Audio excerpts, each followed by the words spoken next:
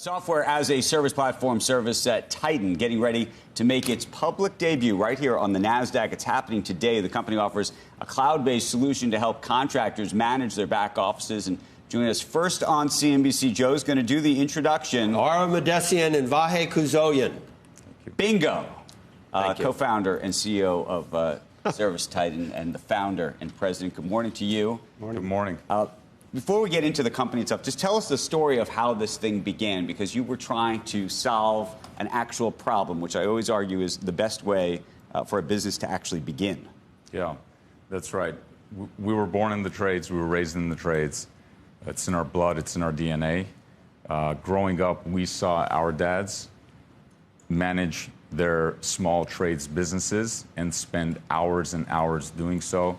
They would spend 12 hours in the field and then come home and then have to manage the quote-unquote back office, but do it from around the dinner table, processing shoebox full of receipts and figuring out the schedule for the next day.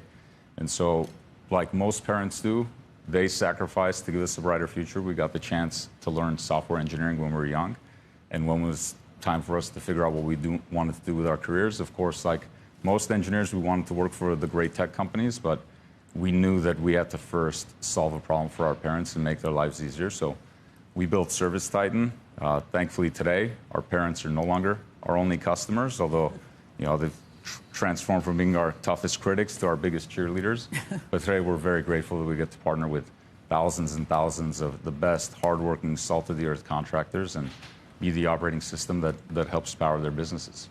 Let me ask you a question. You're going public today, and we were saying before you came on, whether this was like on your list of things to do.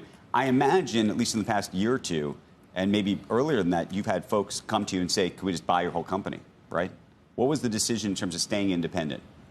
Well, we're on a mission to build the operating system of the trades, and this is something that's been a long time coming for us. And so the idea of not pursuing that mission, it's been our life's work since we started working, and so it's been something that we've been focused on for a long time. Who are your biggest customers right now?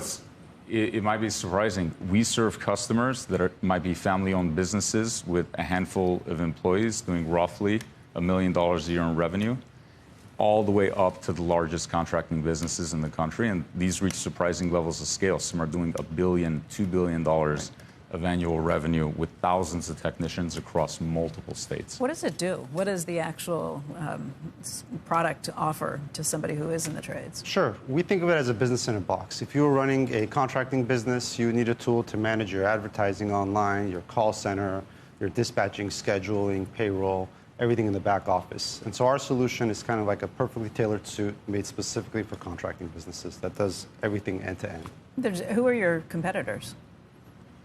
There are a lot of other companies that serve the trades. Many of them started their businesses 10, 20, 30 years ago. In many cases, these were former contractors who, for example, their brother or their cousin was a programmer, and they built a solution. We have a lot of respect and admiration for those folks because they have the same mission as us. You can imagine, as a tech company, we built something very sophisticated and powerful, and that's why customers choose us. And then this just simply happens to be an industry that's been historically very underserved by the technology industry. There are great software companies out there that are great for many other types of businesses, but you can imagine the workflows in the trades are so specific, how trades businesses sell, market, everything else very different. So those solutions are typically not a great fit, and hence the opportunity for us. Two questions for you. One is for the investors out there that are looking at your company thinking, am I supposed to be in this or not, and the valuation.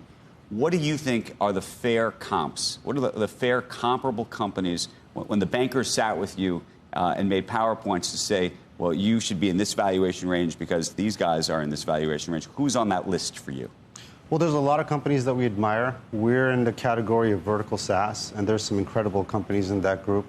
Viva, Toast, Shopify, Appfolio. There's a lot of companies that we look up to that we're honored to be considered as comps. And the second question is, what is the defensive moat around this business? And I ask because I think we're in this now new era of artificial intelligence. I know you use artificial intelligence, of course, but there's also a view that there will be a day maybe where I will be able to go onto some AI service and say, make me an app that does that, customize that for me. I'm a contractor and I want to build my own version of this. Or maybe I'm another one of your competitors who say, I can do that too. And by the way, we can spin this up super quickly in this new era. You're absolutely right, Aaron. I think this is top of mind for all tech businesses. I think the scale and depth of the platform we built and the amount of ROI it directly helps create for our customers is our secret sauce. And speaking of AI, I think what is quite ironic is that such an incredible blue-collar industry is actually the industry that has such great applications for AI. This is not hype. This is already actuality. Our customers already use 3 AI-based products from us to help them optimize how they do their marketing, to help them optimize and automate how they do scheduling and dispatching, and to also help optimize the level of service that technicians provide the end customers that these businesses serve. Well, we look forward to following your progress. Good luck today with the big bell. You'll be on the screen next to President Trump, who's also going to be ringing the bell down at the New York Stock Exchange. So they usually do picture-in-picture for both. So thank you. A lot of eyeballs this morning. Thank you. Thank you. Thank you so much. You can imagine it's a big day for us, but for us, it's the National Day of the Trades, and we're excited that everyone is hopefully willing to honor and celebrate this day with us. So thank you.